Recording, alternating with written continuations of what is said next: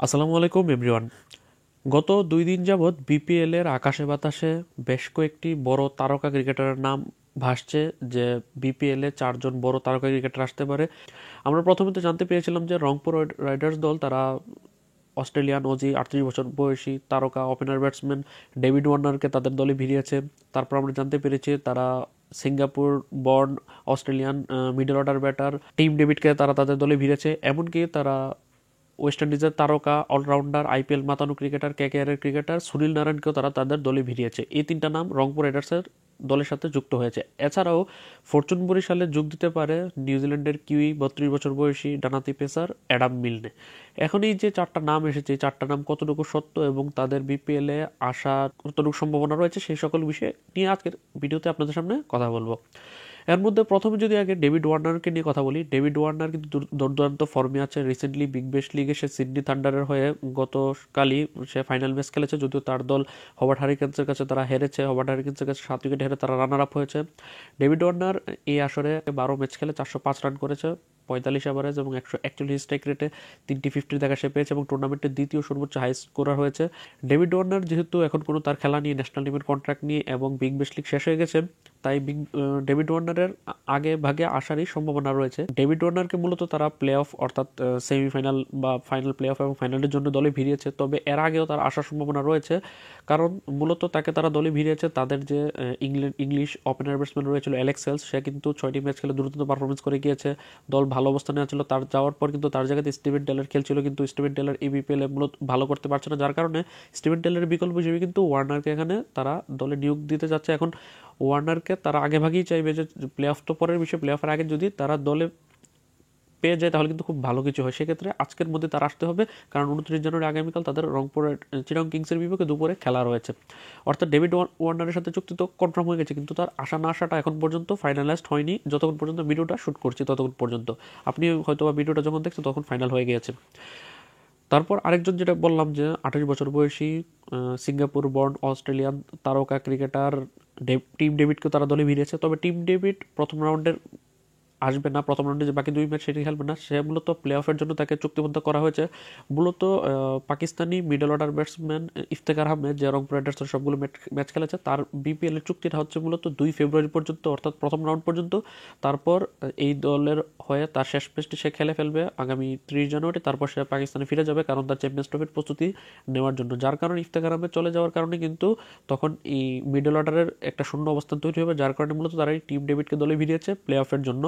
এখন play of শুরু হবে 3 ফেব্রুয়ারি থেকে। এখন এই টিম ডেভিডও কিন্তু দুর্দান্ত পারফরমেন্স করে এসেছে বিগ ব্যাশ লিগে। তার যে দল চ্যাম্পিয়ন হয়েছে হবার্ট হারিকেন্স, সেখানে সেই দলে সে ছিল, মিডল অর্ডারে খেলেছে, 11 ম্যাচ খেলে 254 রান করেছে, 42 এভারেজ এবং 177 স্ট্রাইক রেটে দুর্দান্ত ফর্মে আছে। এরকম টিম ডেভিড কিন্তু দলের জন্য খুব ভালো একটা ভরসা হবে মিডল অর্ডারে। অর্থাৎ ওপেনিং পজিশনে ওয়ার্নার আসবে, হয়তোবা প্রথম রাউন্ডের শেষে 1-2 ম্যাচও খেলতে পারে। আর প্লে অফে মিডল অর্ডারে ইফতার আহমেদের জায়গাতে মূলত টিম ডেভিডকে এখানে তারা ইনক্লুড করেছে। আরেকজন ক্রিকেটার সুনীল নারায়ণকে দলে ভেড়ানোর কথা থাকলেও এখনই খুশি হওয়ার সময় নেই, কারণ সুনীল নারায়ণ যে বিপিএল আদৌ কি আসতে পারবে কিনা সেটার কোনো গ্যারান্টি নেই। তার সাথে মূলত চুক্তি করা হচ্ছে এই হিসাবে। সুনীল নারায়ণ কিন্তু বর্তমানে IL-T20তে আবুধাবি নাইট রাইডার্সের হয়ে খেলছে। সেখানে সে এখন পর্যন্ত 7 ম্যাচ খেলে 2টি উইকেট শিকার করেছে 6 ইকোনমি রেটে। খুব বেশি একটা ভালো উইকেট শিকার করতে পারছে না, তবে আমরা জানি সুনীল নারায়ণ কী ধরনের পারফরমেন্স করতে পারে। এখন সুনীল নারায়ণ আবুধাবি নাইট রাইডার্সের সে ক্যাপ্টেন। আবুধাবি নাইট রাইডার্সের নেক্সট ম্যাচগুলো হচ্ছে আগামী 30 জানুয়ারি, 1 ফেব্রুয়ারি এবং 2 ফেব্রুয়ারি।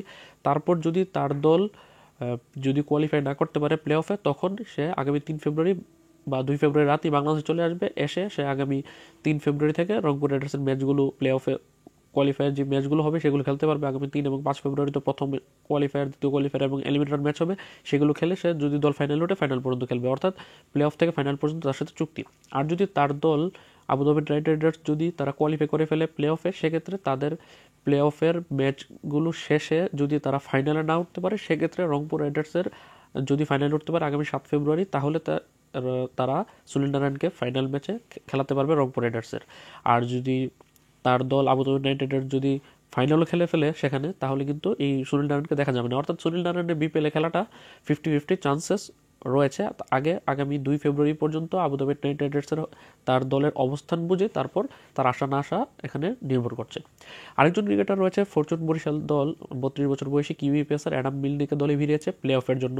অ্যাডাম মিলনের দল আইএল টি20তে শারজা ওয়ারিয়র্সের হয়ে সে খেলছে।